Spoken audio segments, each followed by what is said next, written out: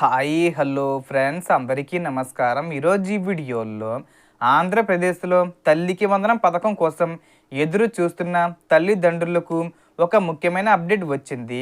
తల్లికి వందనం రెండో విడత డబ్బులను ఏ తేదీన విడుదల చేస్తారు ఏంటి, సో దానికి సంబంధించిన పూర్తి ఇన్ఫర్మేషన్ ఈ వీడియోలో తెలుసుకుందాం. వీడియోని ఎక్కడా కూడా స్కిప్ చేయకండి ఫ్రెండ్స్, అండ్ వర్డ్ చూడండి. వీడియో స్టార్ట్ చేసే ముందు మీకు ఒక small request friends, AP government నుంచి తల్లికి వందనం పథకానికి సంబంధించి మరియు ఇతర పథకాలకు సంబంధించి ఏ చిన్న అప్డేట్ వచ్చినా మీరు మిస్ కాకుండా ఉండాలంటే వెంటనే మన ఛానల్ని సబ్స్క్రైబ్ చేసుకోండి. అండ్ సబ్స్క్రైబ్ చేసుకున్న వాళ్ళందరూ కూడా సబ్స్క్రైబ్ బటన్ పక్కనున్న గంట సింబల్లో ఆల్ అని పెట్టుకోవడం మర్చిపోకండి ఫ్రెండ్స్. ఇలా పెట్టుకోవడం వల్ల నేను పెట్టే ప్రతి ఒక్క వీడియో మీరు నోటిఫికేషన్ రూపంలో పొందగలరు. అండ్ వీడియో మీద నచ్చితే లైక్ చేయండి ఫ్రెండ్స్. సో ఏమాత్రం లేట్ చేయకుండా వీడియోలోకి వెళ్ళిపోద్దాం. సో రాష్ట్ర వ్యాప్తంగా పాఠశాలలు తిరిగి ప్రారంభమైనప్పటికీ విద్యార్థులకు అందించాల్సిన తల్లికి వందనం పథకం ఆర్థిక సహాయం మరియు విద్యార్థి మిత్ర కిట్టు పంపిణీ కూడా ఇంకా పూర్తి కాలేదు.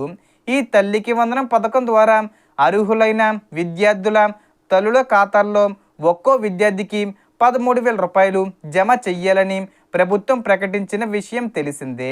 ఈ నిధులు పుస్తకాలు, యూనిఫామ్స్, షూస్, స్కూల్ బ్యాగ్స్ వంటి విద్యా అవసరాలకు ఉపయోగపడతాయని తల్లిదండ్రులు ఆశిస్తున్నారు. గతంలో పాఠశాలలు ప్రారంభమైన వెంటనే ఈ పథకం అమలు చేస్తామని ప్రభుత్వం తెలిపిన ఆర్థిక పరిస్థితులు మరియు నిధుల సమీకరణ ప్రక్రియ కారణంగా కొంత ఆలస్యం జరిగిందని అధికారిక వర్గాలు వెల్లడించాయి. ప్రస్తుతం అందుబాటులో ఉన్న సమాచారం ప్రకారం సుమారు 68 లక్షల మంది విద్యార్థులను అర్హులుగా గుర్తించినట్లు తెలుస్తుంది. ఈ తల్లికి వందనం రెండో విడత అర్హుల జాబితాలో పేరున్న వారికి 11 నిబంధనల ప్రకారం లబ్ధి అందే అవకాశం ఉంది. అలాగే పథకం విడుదల తేదీపై వివిధ సమాచారం ప్రచారంలో ఉన్నప్పటికీ ప్రభుత్వం అధికారికంగా ప్రకటించే తేదీనే తుది తేదీగా పరిగణించాలి. ఈ జూన్ ఎండింగ్ లోపు, అంటే ఈ జూన్ 30 తేదీ వచ్చే ముందు తేదీల్లో విడుదల చేసే అవకాశం ఉంది. ఒకవేళ విడుదల ప్రక్రియ మరింత ఆలస్యం అయితే జూలై నెలలో 3వ వారంలో కూడా అమలు చేసే అవకాశం ఉందని వార్తలు వినిపిస్తున్నాయి. అయితే దీనిపై అధికారిక ప్రకటన కోసం వేచి చూడాలి.